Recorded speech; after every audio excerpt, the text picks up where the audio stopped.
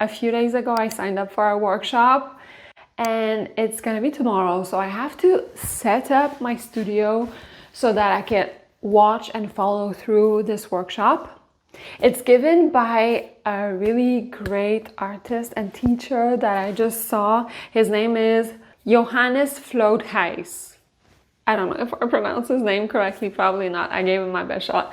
But he is a great teacher. I discovered him on YouTube, like in passing, and I was very interested in the way he works and the way he teaches things. It's a very realistic type of teaching and very classical type of teaching.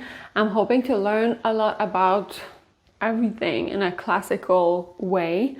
It's not my thing. Usually I don't try to work realistically. I want to work more like in a minimalistic way, but I think there's something really important to be said about being able to render something realistically and work with shadows, colors, depth, like accurate sketching, so that once you know how to do those things properly, you can go wild and explore in any way you want to. And the workshop is so great. I took it through theartistnetwork.com. It's on 3 separate weekends. Each workshop is 5 hours.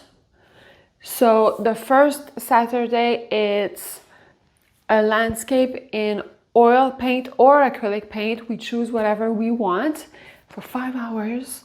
And the second weekend, it's going to be watercolor. And the last weekend, it's going to be soft pastel. Each workshop is 5 hours. And guess how much it costs? $25 total for 15-20 hours of teaching. That's such a great value for what you get. I bought the materials for the first workshop. I'm gonna be working in acrylic because I'm not comfortable in oil at all.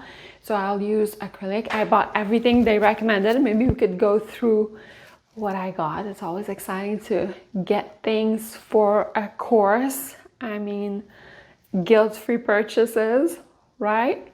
It's not for me, it's for the course.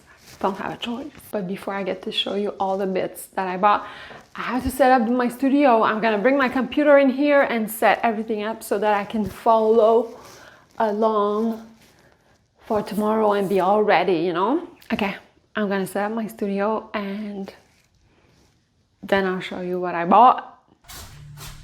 Guys, I have to move your cute butts. I'm moving the table, you're not gonna like it. It's gonna be really big and scary. Move your cute foot. Watch it. Watch it, watch it, watch it.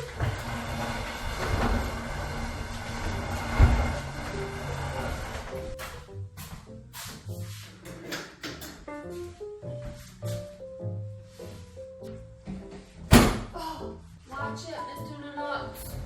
Be safe. Watch it. Oh, Lord.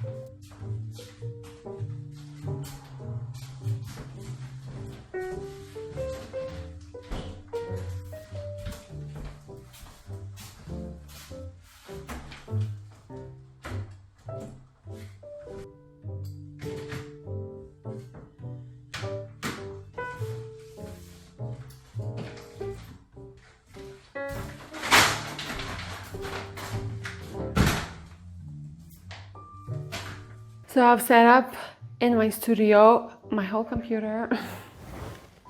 It's a big computer, but I think I'll be comfortable here. I tried to get some light from the window here on my canvas that I'll be painting, and I have an overhead light as well. Hopefully it's a good spot for the workshop. I think I want to go through those things that I bought for the workshop with you. There's a lot of paint colors that I never really used, so I want to swatch them together. Getting set up for something like this is a lot of fun. It feels like the good kind of self-care, you know? And you know how I was saying that $25 for 3 5-hour classes was super affordable? It is in theory, but they suggest to buy supplies, and that gets really expensive really quick. Whatever I bought was really expensive. Also, did you notice an increase in paint prices? It feels like things got super expensive. Like a smallish jar of paint like this is $25. I know that it's quality paint, like professional quality paint, but I don't remember it being so expensive. I remember it being between $10 to $17. I don't know. I might be wrong. At least I get to keep all the supplies and use it up, so it's not wasted money for sure. I'll use everything up, you know, but it adds up pretty quickly. I got a few bits. I'll talk about it after the colors. Let's color swatch. I have 8 colors, and they required a few that I had already, like red and yellow. For the workshop, I'll be using a canvas board. I think it's a good sturdy surface without it being too bulky, and I'm probably gonna work not flat because there's that reflection. I'm probably gonna use my drawing table on an angle. Yeah, probably. We'll see. Put that aside for now. The most exciting for me is that I got golden fluid acrylics, which I've never used before. I'm gonna place the camera overhead so that you can see my swatches. I'm gonna start with the fluid acrylics. So they asked us to get Prussian blue. Prussian blue. What are you doing, girlie? Have a little girl here. Dig into the trash can. No, please. Go see Lennox. Go play with Lennox. No, that's dangerous. No. I've used Prussian blue before. It's a sheer blue that has a little bit of a green tint to it, but it's very dark as a blue. What's this?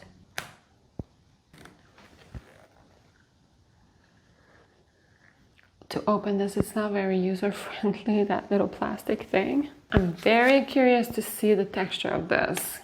It seems very close to the soft body in acrylic and a Liquitex, so maybe a little bit more fluid. They're very slick and slippy.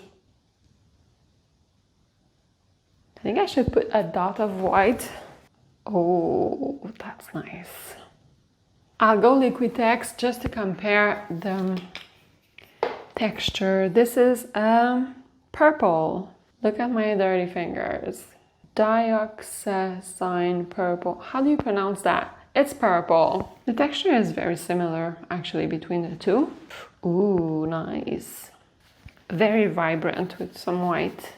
I discovered Payne's Gray not that long ago, actually, maybe a year or two ago. Someone recommended it, and it's essentially a black, almost black color, but leaning blue. The difference between this and Prussian blue is that it leans a lot more gray when mixed with white. So lighting it a lot, it becomes a very bluish gray, which is gorgeous. I'm curious to look at the prices for these because you get a lot more with golden compared to Liquitex. We have 59 mils for Liquitex and 118, so double for golden. Let me see the prices.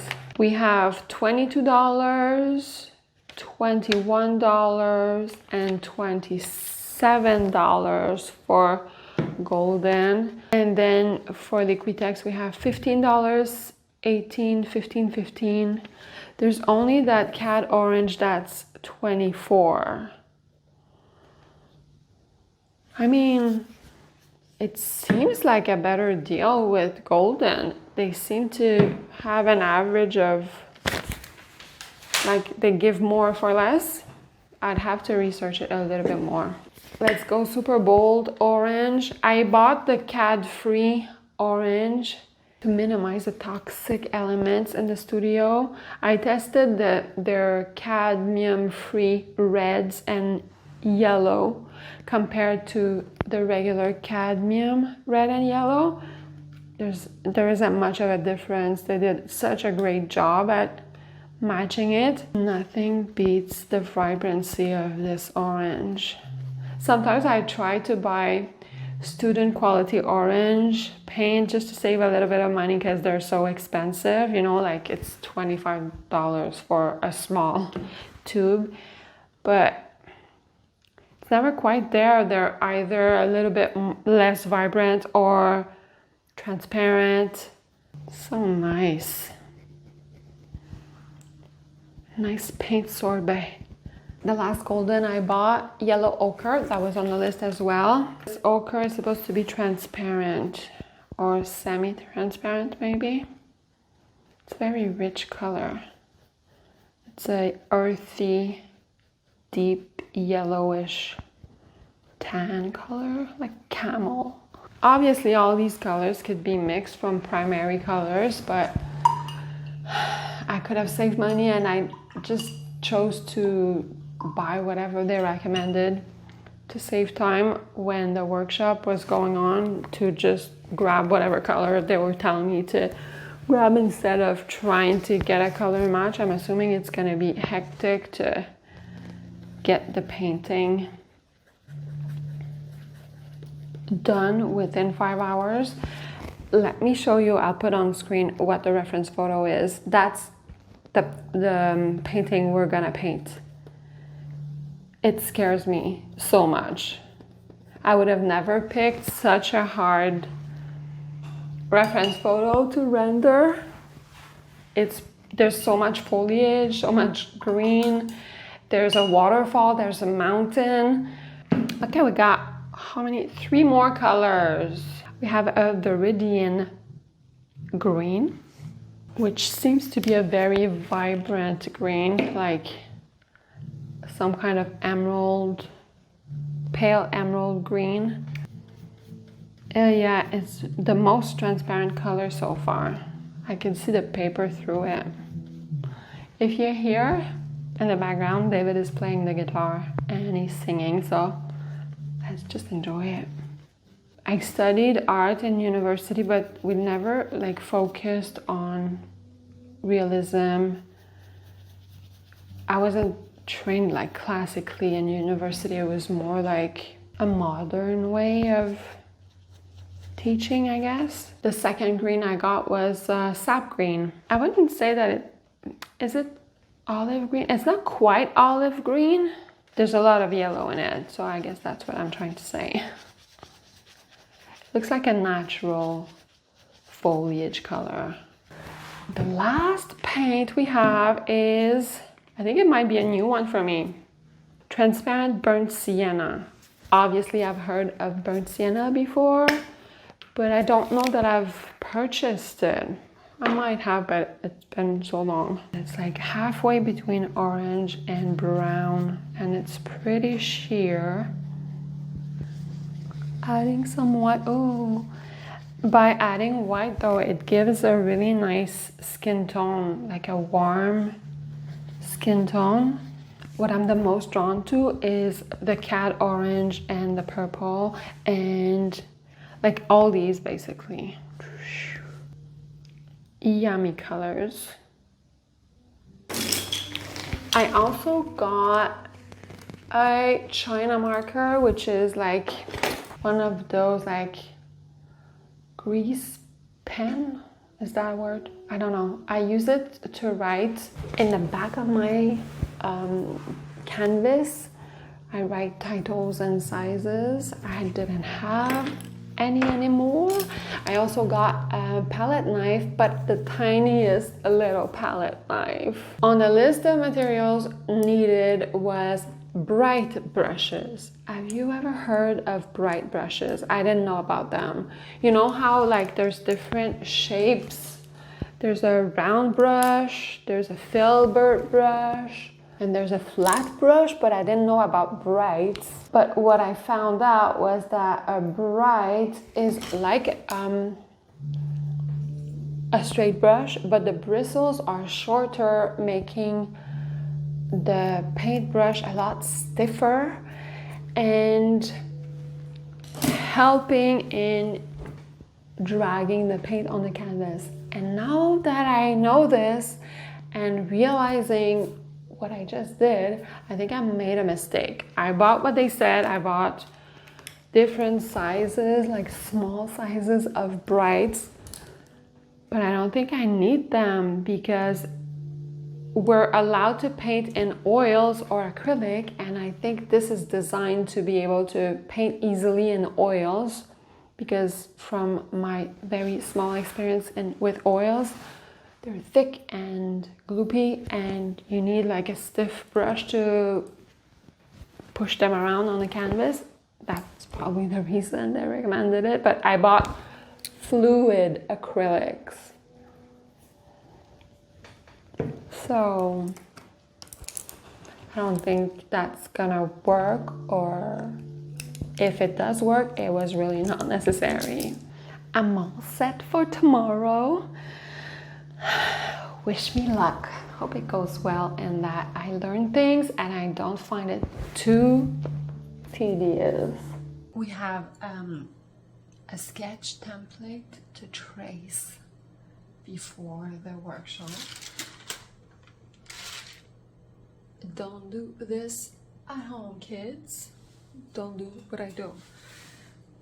Instead of printing it, using the method that they're suggesting, because it's too big to print, I'm just tracing right on my screen, but I'm going over it super lightly with my pencil, like barely any pressure at all. I'm being really good. Like I'm going super gently. I promise. Still don't do it. It's not worth damaging your computer. Don't do it.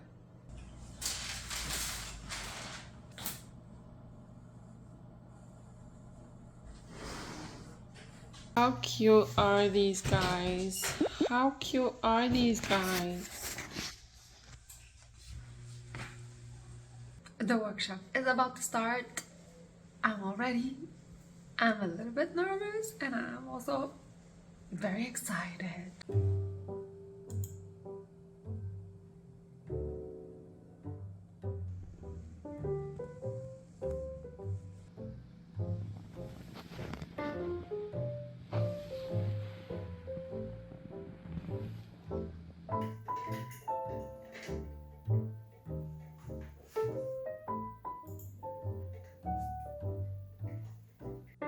Network for 12 years at the end of this year. I'm very proud of those credentials because this is a very reputable company. They publish art magazines. All right, I just was wondering if Yeah, for you. give me the right term. It's a made-up term. For lack of a better word. Sort of see a little sense of, I'm adding some cool color into that. I will add a layer for simplicity. Make them softer edged with either mist or water to zinc white or resist. JRB, why do you get lost here? Tell us more. Maybe we can help you. Good morning. I have a little rumble in my throat. It is now Monday morning. I did the workshop. I'm gonna show you in detail the painting. Peekaboo. But just before I show you the painting, I want to give you a little first impression of the workshop in case you're interested.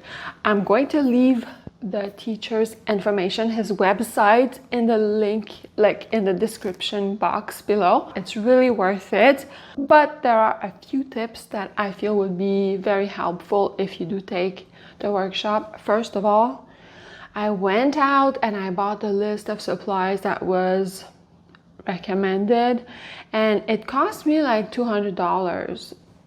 I know it's shocking, but buying just a few tubes, I might have bought like between 5 and 7, I'm not sure exactly, of paints. It adds up so quickly. So don't go out and buy everything they're asking. Obviously, if you've never painted before, I guess it's a good starting point to get a basic set of supply. But if you already have paint, take what you have, as long as you have the primary colors, black, white, maybe a brown and orange, you know, like the basic stuff. Because I went to get everything they were asking, expecting the teacher to say, all right, we're gonna do the trees now. So take a little dot of sap green, put Indian red, and then that's gonna give you this type of thing. But he didn't do that. He didn't tell us what he was using to mix. There was a diagram on the screen with his palette with, like, I guess, color abbreviations, not even the color names, and he would just do his own thing and paint. And while he was painting, he would give pointers like keep things desaturated and cooler in the far horizon or things like that. But he wouldn't say, okay, we're doing this section now, you mix colors this way, blah, blah, blah, blah, blah. He would jump a bit everywhere on the painting and kind of like get the painting done within the allowed time, which is a big challenge for anyone. Even if you're a very experienced teacher, completing a painting in like a few hours is hard. So don't buy $200 worth of supply. I do regret that, because it's not like I'm rich, you know. I could have used what I had and saved that money. I didn't need to go and spend that money. So don't do what I did. It's not necessary. Another thing that surprised me, and it's not a bad thing, it's just that I wasn't expecting it. You know, I was looking forward to the workshop all week, and when it started, I was super excited to be like, okay, we're gonna start painting. Am I gonna be able to follow? Because it seemed like really like a hard reference. I felt like I wasn't gonna be able to follow, much less finish a whole painting within the workshop, because I paint really slowly. That's just how I am. So I was excited and a bit nervous. And when the workshop started, there was a PowerPoint presentation giving pointers about reference photos and how to choose them, how to tweak them, and how to like improve them to help the painting process and make a better painting from the reference photo. There was tons of great information in there, but the presentation lasted an hour and a half. So my excitement like dwindled a little bit, and I was like, oh, I thought we were starting to paint right away, you know? So that was my own anticipation and expectation, because the presentation itself was really, really great. It's great information, and we're gonna get, I guess, a PDF of it for reference, which is really good, really, really good. I'm not complaining about it. It's just that I was expecting to jump right into the painting process. The teacher was really generous with his time. Like he stayed an hour after the workshop was over to like chat, and he's very generous with his time. And the last thing I want to mention about the workshop is that the fact that we're in a virtual room all painting together, and that the teacher is live painting and everything's happening all at once, we're all gathered together to paint, it feels special. because a lot of people taking the workshop will just go to it as a recorded class, because it's available for us to go back and watch, or watch for the first time but not live. But I wouldn't recommend it. I would recommend making it a full event for yourself during the weekend, setting yourself up with a big screen, not on a phone, because that's just not a good experience, maybe on a smart TV or on a real computer screen. And the fact that you can chat, there's like a little chat room where you can ask questions to the teacher and you can chat with the people in the room as well. It makes the experience really cool. That made it for me. Also, the fact that you follow along and there's a set date, time, and place, you know you're gonna do it. Whereas if you tell yourself, oh, I'm gonna watch it whenever, you're never gonna watch it. And I knew that if I sat down to do this workshop, I would really learn. I would force myself to get through it, because painting for 3-4 hours is hard. So it demands like a big effort, but it's like a fun thing, even if it's a big effort. So in the end, there's a lot of learning that happens. You probably want to see the painting. I'm going to show you. Here's a side-by-side of the painting and the reference photo.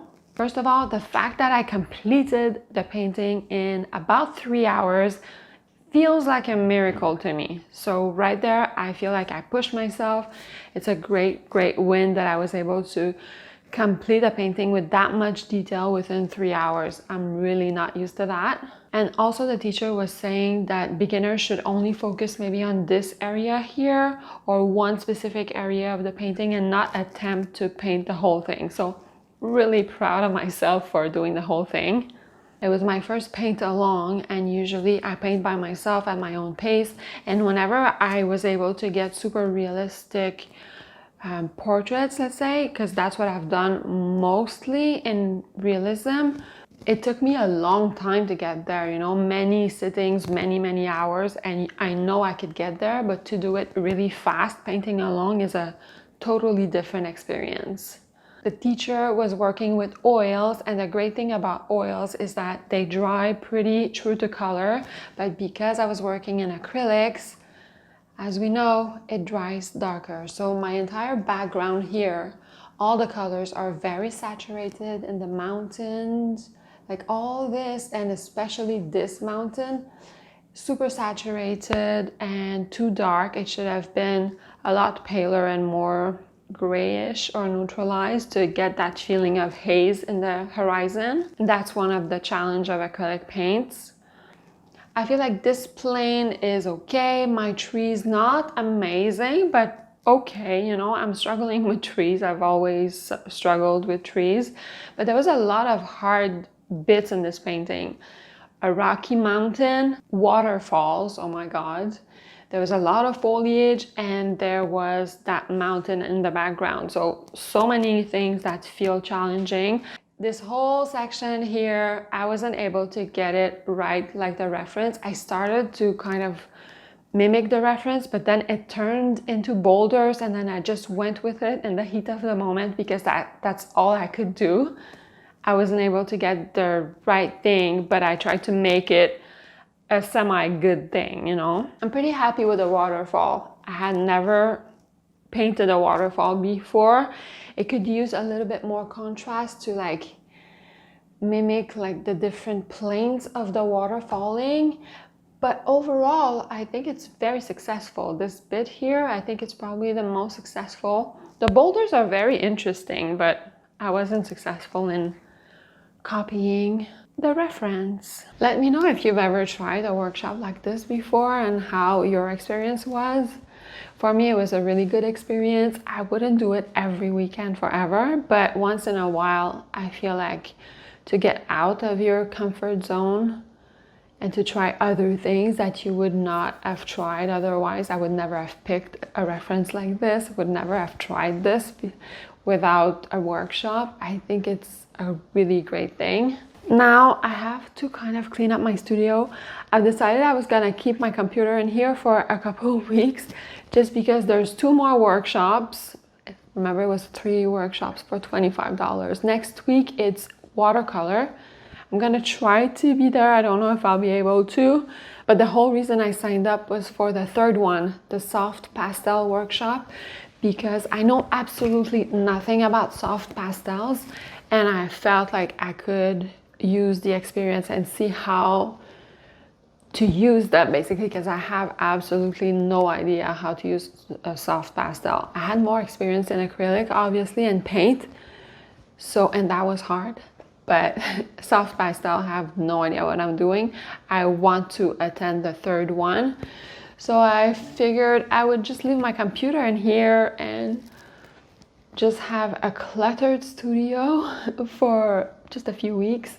But I'm gonna try to move things around so that I can still do my thing for the next 2 weeks, be able to film and stuff, but it's gonna look a little bit different.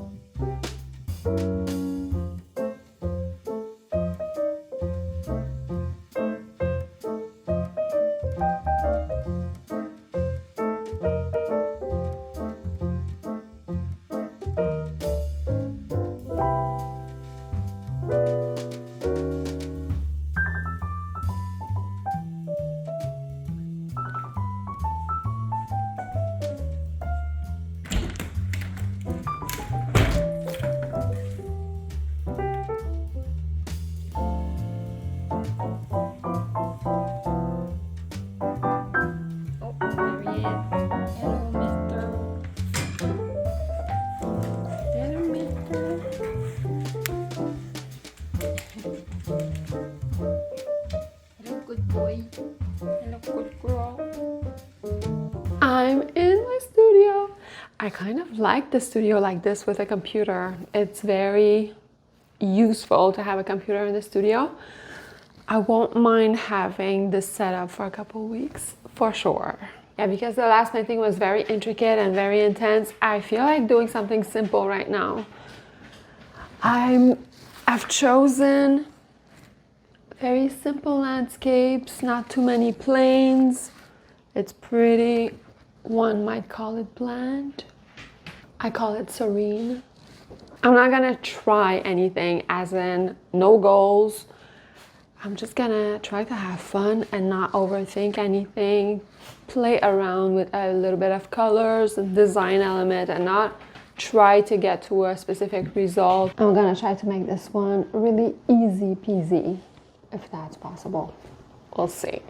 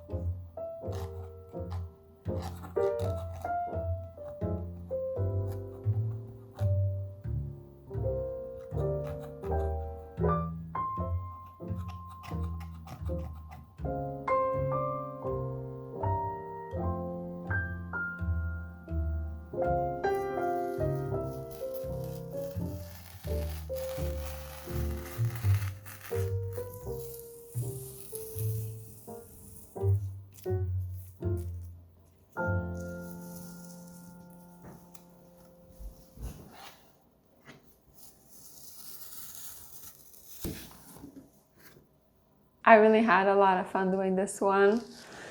No pressure is always the best way to go, I find. As for the result, it's pretty crazy. The beginning started pretty tame and nice. I just want to mention that I love Payne's Gray for the sky. This is the new golden Payne's Gray that I got. I mean, it says that it's gray, but it's more a grayish blue. And for the sky, it looks so natural and nice. It doesn't look very like light and bright. It's more of a, I wouldn't say a sky before the storm, but more like, you know, a cozy day kind of sky. It's my kind of minimal sky. I love that color. I'm gonna use it all the time, I think. I love the way I did the clouds. One self-assured brush stroke, that's what I'm looking for, that's what I want. I didn't rework it, it's perfect. Love my sky. The tree and the horizon is good. The horizon, like the meadows in the horizon, I really like how I was able to get nice shades of green that weren't too bright, and I was able to neutralize all that. Like I said, it started pretty tame, pretty nice. I could have kept that kind of vibe and just finalize the painting like that, but then I decided to just go crazy because I wanted to have fun. So I globbed all that paint in the foreground for flowers. It's pretty crazy. I think it might have worked better if I had heavy body paint, like my white and all the paints are kind of fluid, so it didn't give that really thick feeling of like the swirls that I wanted to get. I was hoping to get more of a cake icing consistency. I could get that with like different mediums, but I don't have it on hand. Still, it's very gooey, very 3D, very luscious and nice.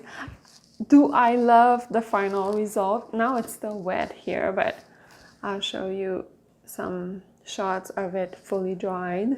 It's gonna take a while to get dry. Do I love the result? I mean, it's very bold. Do I find that it's harmonious? One thing that I don't like about it is that I did it very, like in a very square shape instead of a more organic, randomized like shape, especially like this bit up top. It should have been more like, you know what I mean. But other than that, I think it's cool. Is it gonna be a new thing? I don't know. I have to let it simmer and see, but it was a lot of fun to do. If I were to just look at the top part, it's a very gentle landscape that I like. I like these colors, these gentle tones. So natural grayish greens with the Payne's Gray as a sky is a great soft mix together. I hope all this inspired you to paint and maybe to sign up to a workshop to paint along with people. It's a lot of fun. If you want more inspiration, watch this one next, and I will see you in just a few days for another one. Thanks for watching. Bye.